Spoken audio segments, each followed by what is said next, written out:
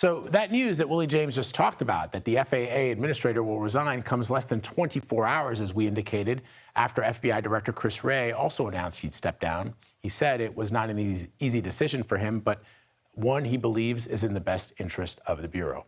For more on the future of the FBI, let's bring in Chris Piehota. He's a retired executive assistant director with the Bureau and the author of Wanted, the FBI I Once Knew. So we had talked about this earlier, about the potential of Director Wray stepping down, given that he was under pressure from the president-elect. So in your mind, in your estimation, did the director take the high road here by resigning when he saw the writing on the wall? Good morning, and thanks for having me back. I think he did the right thing for the organization. He did the right thing for the incoming administration. So yeah, it wasn't a matter of if he would do it. I think it was more a matter of when he would make the decision to step aside, as the president-elect had already indicated he would like to see a leadership change at the FBI. So in a post on Truth Social, the president-elect called Director Wray's resignation a, quote, great day for America, and repeated complaints about things like the FBI's raid on Mar-a-Lago. Can you explain what the FBI's role actually is in a raid like that, and why the president-elect's anger may be misdirected? Well, when you have it's being called a raid, but what they did was a search. They did a physical search of a location, which is routine FBI business. The FBI has to obtain search warrants from court officials to conduct such searches. The FBI does not conduct searches on its own authority. With the Mar-a-Lago situation, I spoke with some of my former colleagues, and the FBI officials, did not want to do the Mar-a-Lago search.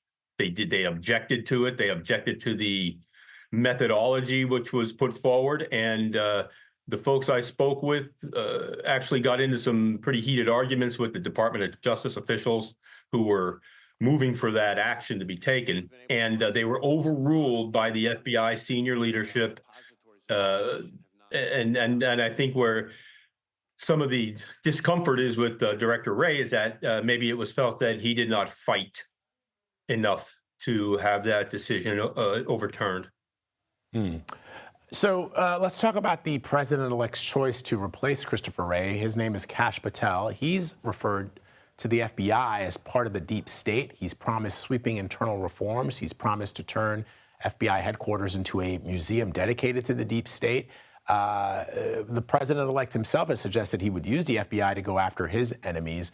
How much of this is actually possible? And I sort of feel, Chris, that and you tell me, that it sort of belies the fact that there are thousands of FBI agents, men and women, and some who are not even agents, just the agency overall, that are working to protect Americans from terror-related threats to kidnapping and serial killers. I mean, all the things that the FBI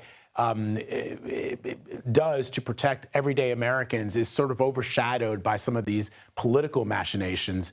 I wonder what you think, A, is something like what Patel is suggesting possible, and B, how did just sort of the frontline men and women feel when they hear that their organization that they've dedicated their life to is being considered something that is alien to them, the deep state? Right. Well, I think a lot of the previous statements that are being attributed to Mr. Patel that he made on various podcast shows, it made for great podcast content.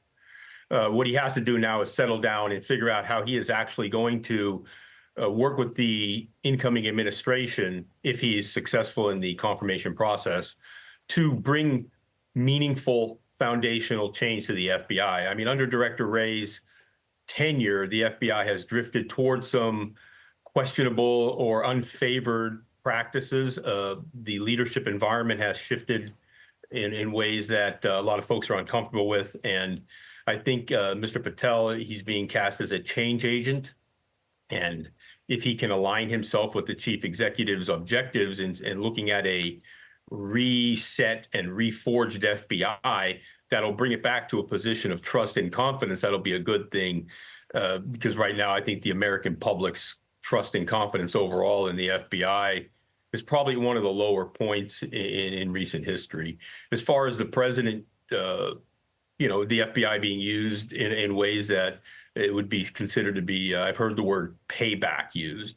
That's just not going to happen. If we have principled leadership at the FBI and at DOJ, that will not happen. There are safeguards in place. There are policy safeguards. There are legal safeguards that, if put back into action and put back in place, the payback scenario is nothing more than hyperbole for the media.